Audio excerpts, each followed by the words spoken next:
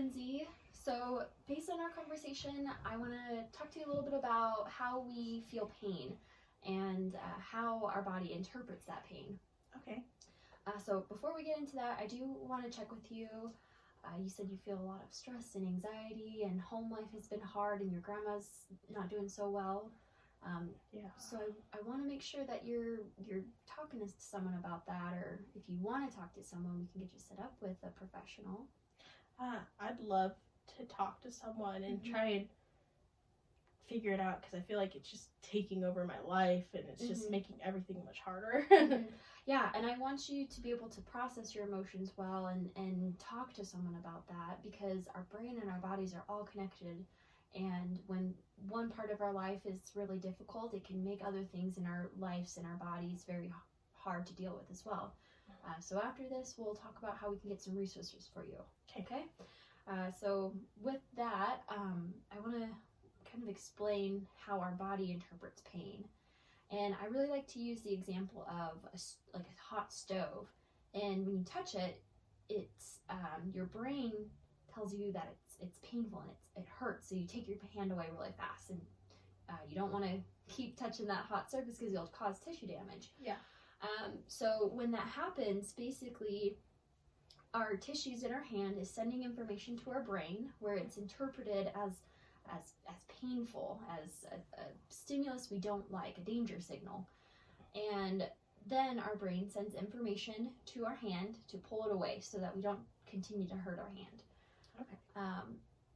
Sometimes when we hurt ourselves or something happens, like something that might have happened to your neck, it can cause this heightened sensitization to your nerves. And I have this picture here that I really like. This is what everyone's kind of at. It's this baseline level of pain receptors or sensation receptors in our body. And we have all this room to move around, and we can feel vibration or touch or pressure, and it doesn't hurt us. But sometimes, this is another very similar picture. So sometimes when a response is felt by the tissues, like touching your hand on a stove, it causes this alarm system, and it triggers a pain response in the brain that tells you, stop that. So after a little while, the receptor should calm down, and your brain isn't telling you you're in danger anymore, and you should go back to that baseline. Okay. But in some situations, that baseline raises because your body wants to be protected. Your brain wants to protect your body from further damage, so it's going to receive any type of information as a danger threat. So that's kind of what this picture is representing, this picture. Yeah. The baseline just increases. And so instead of having all that normal range that we are used to experiencing, you have very little range. So that kind of goes down to this picture again. So when your baseline raises, you just have less room. So any type of pressure, any type of touch, any type of motion, it can cause a painful response. Okay, so you're saying that I'm that bottom one. Well, I think there might have been something that happened that raised your baseline. Okay. And there's many factors. That could be what's you're experiencing at home, stress and anxiety, even your MRI diagnosis can all cause your baseline to raise. Okay. Which I want to touch on your MRI.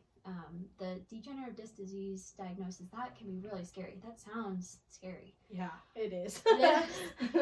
So I don't think it's at a point where you are having tissue damage, though. There might be some wear and tear, but that's normal. Our bodies go through a lot throughout the day.